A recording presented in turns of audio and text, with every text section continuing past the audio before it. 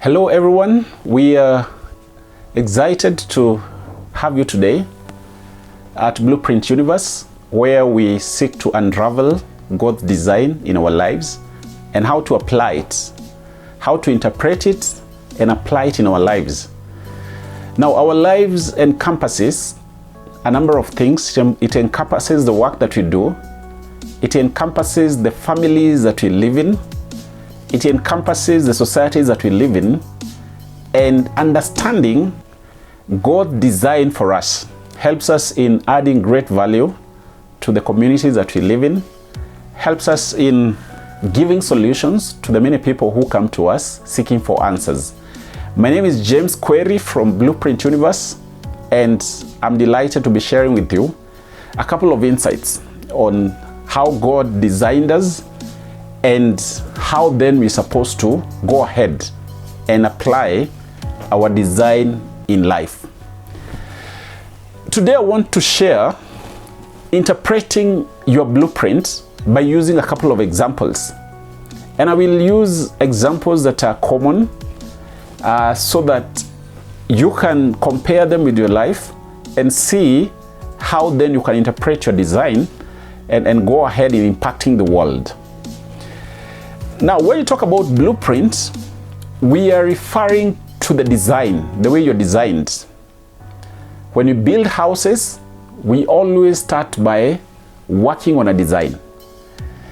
Now, when an architect comes up with a design, he gives it to an engineer who then goes ahead to implement the final product.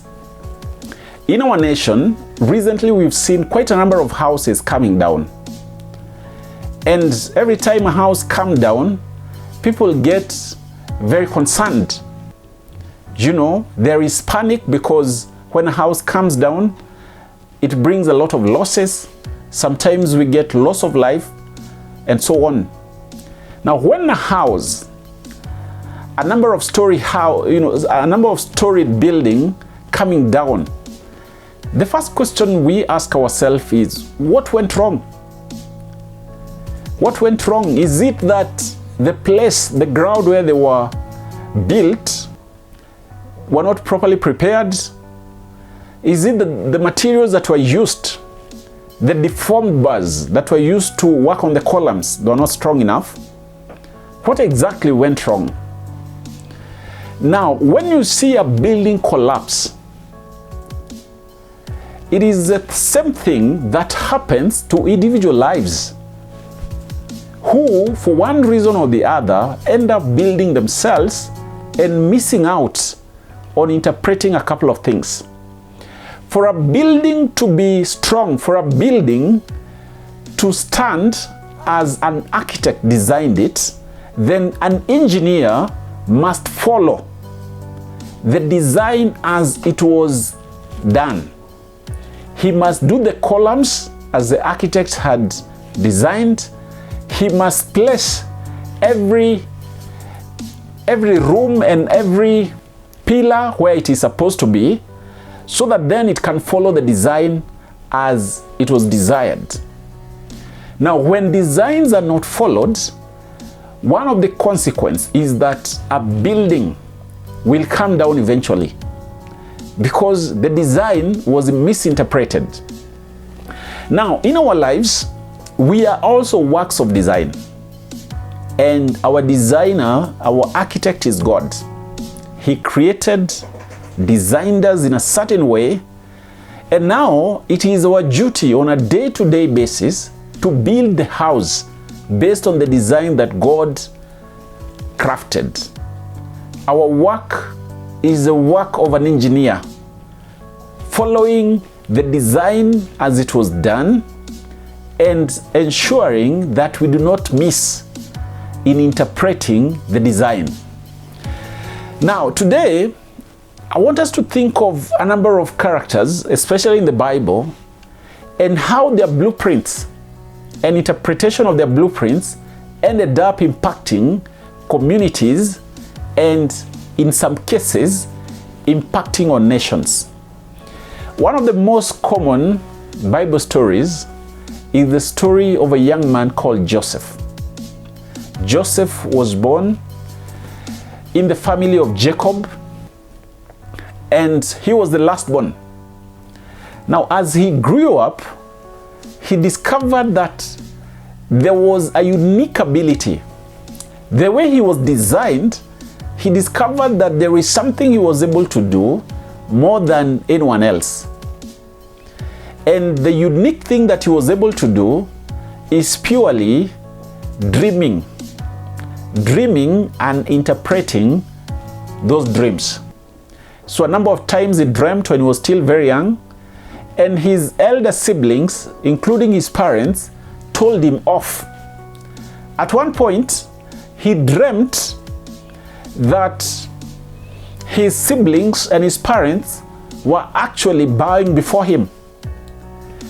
And when he went and told them, they thought that probably he was feeling himself to be too superior when he was still very young. And so they told him off. They told him, there's no way we can bow down to you.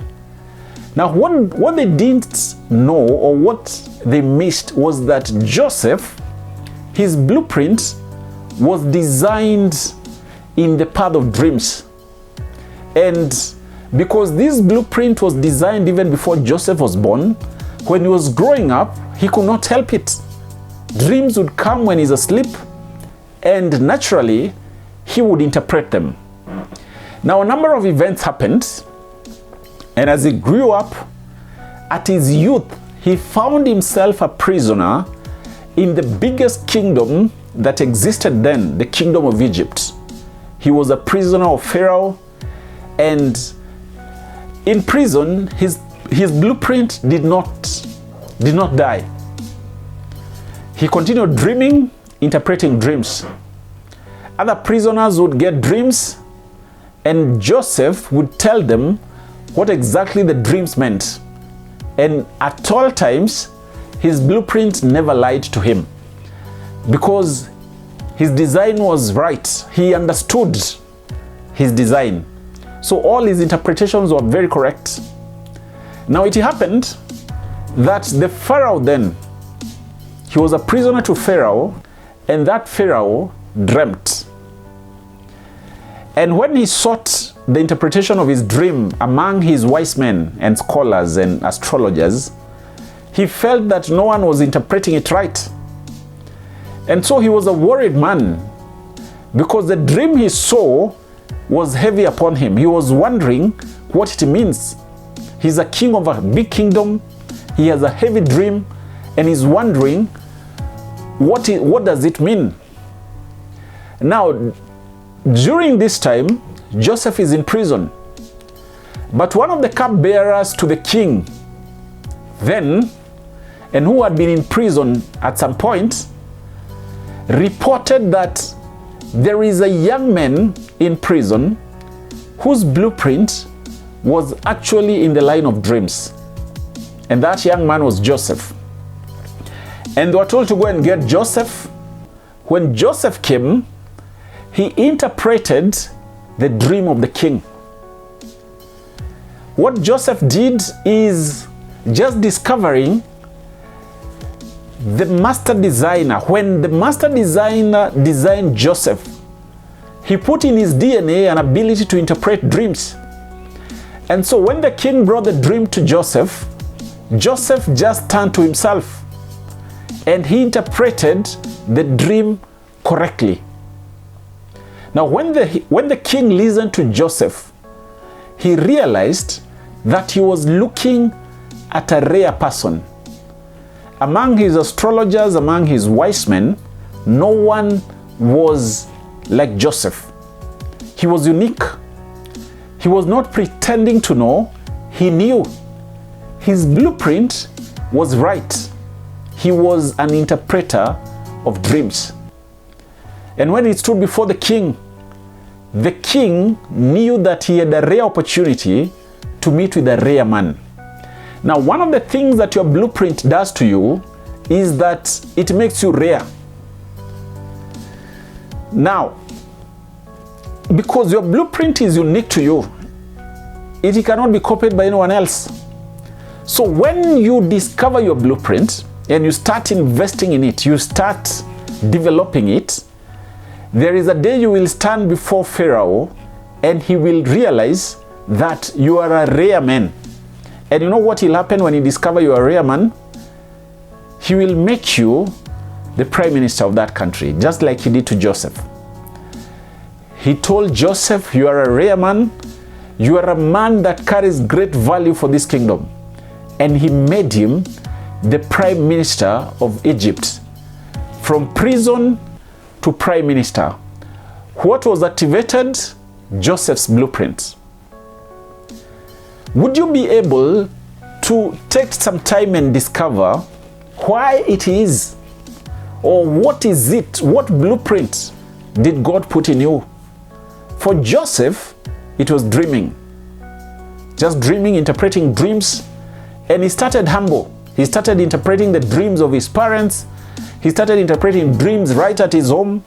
Went to prison, interpreted the dreams of prisoners. And eventually, that is the path that led him to become the prime minister. So your blueprint is that unique design that God has put in you. He has uniquely designed you, and he has enabled you.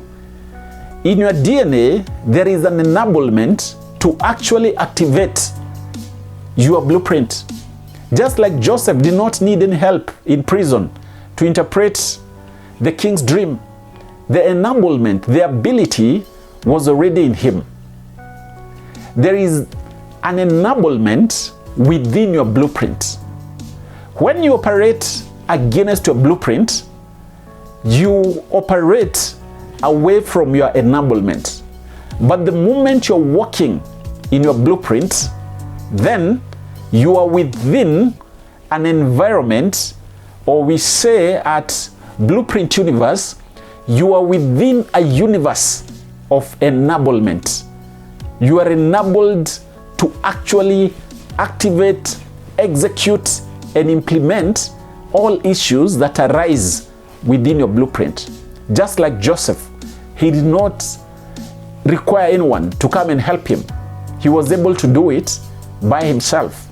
He interpreted the king's dream, fully activated his blueprint, and eventually ended up being the prime minister of Egypt, and by so doing, ended up being a solution to a generation of a whole community of Jews who existed then. They were brought at his hand, he catered for them, and for many years they benefited because that young man activated and operated within his blueprint. Another gentleman, as we wind up today, that fully operated within his blueprint is another young man who rose up to be king. His name was Solomon, the son of David. When David was an old man, one of his sons called Adonijah had attempted to take over the kingdom and to be king. And when this news was passed on to David, he rejected him and he said, Adonijah will not be king. My son Solomon is a wise man. He will be king. So the father to Solomon had already discovered that his son, who was young by then, already carried a blueprint of wisdom. And when he said that he will be king, he actually quoted wisdom as being one of the qualities that Solomon had. And that's why he backed him to be a king. Now, when Solomon was anointed to be a king, shortly after, God appeared to him and he asked him, what is it that I can do for you? What is it that you want from me? Remember, Solomon was a wise man, and I believe he acted within his blueprint of wisdom. And in his blueprint, he said, add me wisdom. In other words, he was saying, make me increase my value, increase who I am. So he said, make me wiser. And Solomon was granted great wisdom. At one point, his wisdom became known all over the world that one time a queen called the Queen of Sheba came all the way from her kingdom to listen to Solomon. Now, you know that a queen normally is in charge of a monarch. Like recently we had Queen Elizabeth, who was in charge of the British monarchy. And monarchies in the past were huge political territories. At one point, the British monarchy ruled almost half of the earth. In our country, Kenya, by the time we got independence, the governor who was ruling Kenya by then was a British citizen, meaning that we were taking orders from the queen. So we have a queen coming from Sheba with huge influence, coming from a big kingdom. She had about Solomon, a man whose blueprint was wisdom. And when you are running a kingdom, there are many challenges. There are political challenges, there are economic challenges, there are social challenges. Running a kingdom is huge responsibility. And Queen Sheba had felt that she needed someone who could advise her in running her kingdom. She came to Solomon because his fame had spread across the world. When he came to Solomon, her desire was to seek Solomon's blueprint, which was wisdom. And when she came and sat with Solomon, it is recorded that she came prepared with all the hard questions from her kingdom. All political questions, or economic questions, or social questions that she was unable to handle in her kingdom, she brought them on the table to Solomon. And it is recorded that when she presented everything to Solomon, Solomon answered her so well, so much that it was beyond her expectation. She actually confessed that his answers were overwhelming. She was overwhelmed by the answers. She was given all the solutions she came for. Why? Because she came to a man whose blueprint was wisdom. And in his blueprint, Solomon implemented his enablement fully. So Queen Sheba, when she listened to Solomon, she discovered that Solomon was a rare man. His blueprint had made him a rare person, to the extent that she confessed that she had never had someone like him. She was overwhelmed by the responses. Solomon, acting in his blueprint, was able to fully offer a final solution, or an overall solution, to the Queen of Sheba. And when he did that, Queen Sheba rewarded him with so many gifts that it is recorded that the spices that Queen Sheba delivered to King Solomon, before that, there had never been such quantities of spices that were given to Solomon, because of Solomon acting within his blueprint. Today, all of us carry a blueprint. And part of what you need to know is that it is within your blueprint that you are enabled. Outside your blueprint, you struggle. But the moment you're within your blueprint, like King Solomon with wisdom, when you're within your blueprint, you do not struggle. And anybody coming to you will get great value and great solution. Like Queen Sheba, they will go saying they are overwhelmed by the solutions that you have given them. Where did you get the solutions? Within your blueprint. You are designed in a unique way. You operate in a unique blueprint. And in your blueprint, you are able to do amazing things. The inspiration today from Blueprint Universe is go and explore your blueprint. seek to understand what happens in that universe and arise in that blueprint so that the world can get solutions and can get value out of you when they interact with you. When you want to start an enterprise, you must do it within your blueprint, because it is within your blueprint that you are highly enabled. Thank you for listening to us today at Blueprint Universe. You carry a blueprint. Go and exercise it. Thank you and have a good day.